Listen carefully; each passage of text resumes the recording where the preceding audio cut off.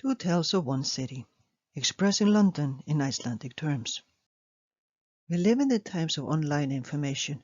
Should we be curious about Iceland, an abundance of material is freely available online, including maps, basic phrases in the Icelandic language, and travel guides promoting the land of ice and fire, including one offering 37 reasons not to visit Iceland. I'm Helga Hlaðger Lúthersdóttir, and rather than taking a tour of today's Iceland, we will follow one Jón Ólafsson as he visits London in the summer of 1615 and juxtapose that city with the one known to us some 400 years later. By late 16th century, Iceland was becoming a recognizable entity on the world map, not least thanks to cartographers such as Abraham Ortelius, even if Ortelius had rather a vague notion of the shape of Iceland when he published his first world map, as we can see by comparison. We should therefore appreciate the improvement in this version included in his atlas a quarter of a century later. Sea monsters are alive and well in the mapmaker's imagination and, at the time, still considered good science in less explored areas.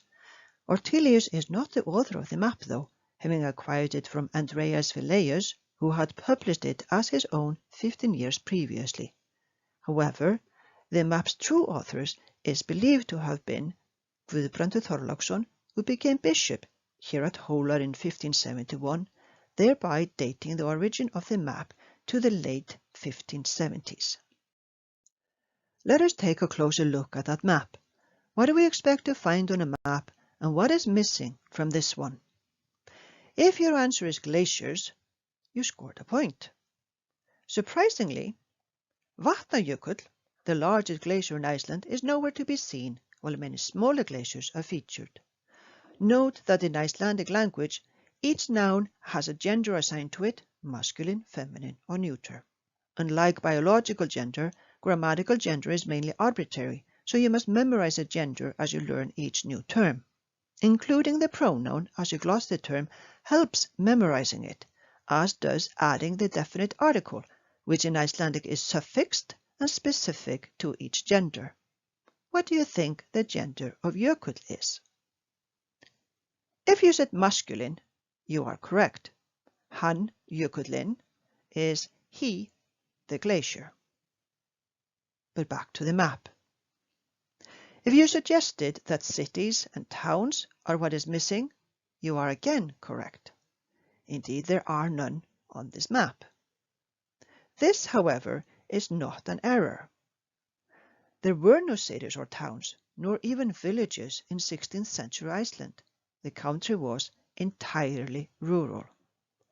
In fact, Reykjavík, today's capital, was not granted township until some 200 years after the making of this map, and even by then Reykjavík still would not have qualified as a village consisting of a couple of farms only. Granting a township makes little sense until we consider that the Icelandic term kaupstaður simply means place of commerce, and could as such refer to any place with natural harbour, capable of receiving merchant ships, preferably in the vicinity of seats of power. And where would seats of power be in a country that didn't even have villages? If you suggested the church, you are correct yet again. The church, kirkja, held much of local power in 16th century Iceland. With one bishop at Hólar, that would be our map-making friend Guðbrandur, and another here at Skálholt, both places prominently presented on this map. Should you be wondering by what route one would have travelled from one bishopric to the other, given that there seems to be at least 4 glaciers barring the 2, you are asking the correct question. Where are the roads? And yes, you probably guessed it. There were none. No roads, no bridges, no villages, no inns. How quaint this country must have seemed to anyone coming from England at the time. And how marvellous England, not to mention the city of London, must have looked to someone of no consequence and limited education, born in a remote farm in this obscure country. Enter Jón Ólafsson, Icelandic farm boy, later the king's gunner and traveller to the East Indies. The tiny farm at Svarthamar, where Jón and his 13 siblings were born, only 3 of them reached adulthood, was so remote that there was not even a church in the fjord. Their farmhouses would have looked akin to these, making it unlikely Jón had ever seen a building made of timber alone, and definitely not one built of stone. And then, one fine morning, an English fishing ship drifted into the fjord and cast anchor within a rowing distance of the then 22-year-old Jón's fishing post. Take a moment to appreciate not only the opportunity, but the marvel and splendor this vessel would have been to Jón. Without hesitation, he secured himself a fare, took his leave of his mother, and set sails for England on summer solstice.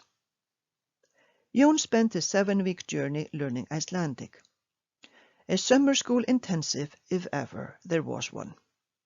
In his memoirs, completed some 46 years later, he lists the places they sailed past, using Icelandic terms where available, and creating new ones where needed. By then, London was a city of some 90,000 people, almost twice the population of Iceland. We don't know if Jón ever saw a map of the city, but a bird's-eye view of London, or Lundúnir, from 1572 gives us an idea of what met his eye. Docked at Gravesend, which he transliterated to Grafsund, sund meaning sound or a channel, rather than a literal translation of Grafarendi, Jón took a ferry boat up to London, describing the sights from the Thames. Swans, svanur, swim on the river. Pigeons, duva or dove, roost in the barges. And while the map is illustrated by colourful images of aristocrats enjoying a leisurely outing, Jón notes the commoners, tending to the craft and labour, some in the fields, some at carpentry, some making whetstones and other masonry, building ferries, schooners and ships.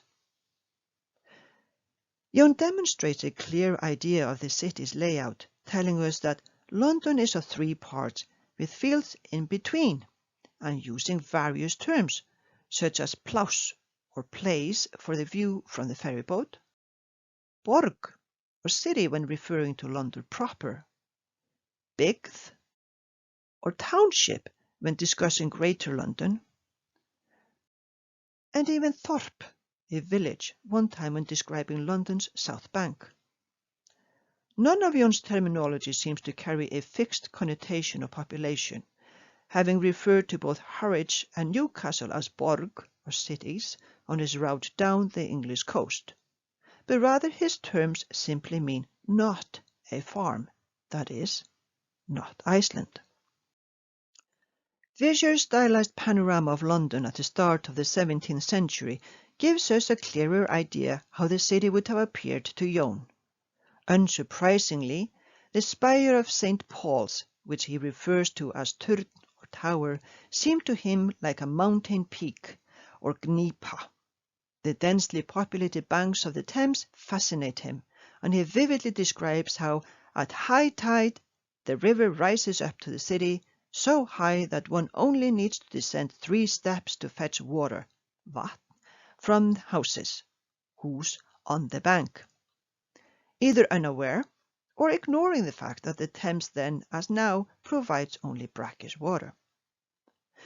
Jón marvels at the city's 300 churches and 2 palaces, where he uses the Danish loanword slot, although not to describe the Tower of London and Whitehall, as one might expect, but St. Paul's yet again, and the Cathedral of Westminster Abbey, 2 most glorious symbols of heavenly power to the young and devout Jón.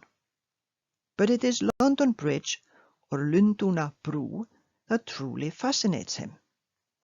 Let us take a closer look.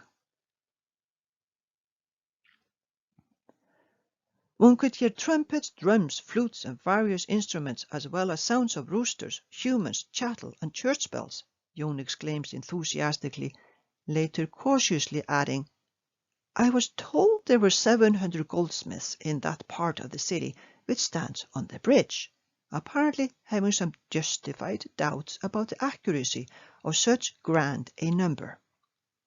He then wistfully describes the ease of living for the inhabitants of the bridge, claiming that each steakhouse has a trapdoor in its floor through which water is pulled from the river. When fish run the river, it's fished up through there and cooked immediately.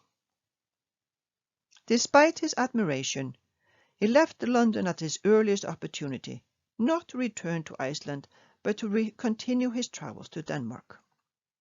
There he became a gunner in the Royal Navy, which was to take him as far north as the White Sea and Svalbard, as far south as crossing the Cape of Good Hope, and as far east as Tranquebar in India, where he was critically injured in a cannon explosion. His arduous return journey included a visit to Ireland en route to Denmark, before finally returning home to Iceland in 1626. We, however, will maintain our location in space, but move forward in time to visit the London of today. In 2016, the London-based Zimbabwean artist Robin Reynolds exhibited his contemporary recreation of Vischer's panorama.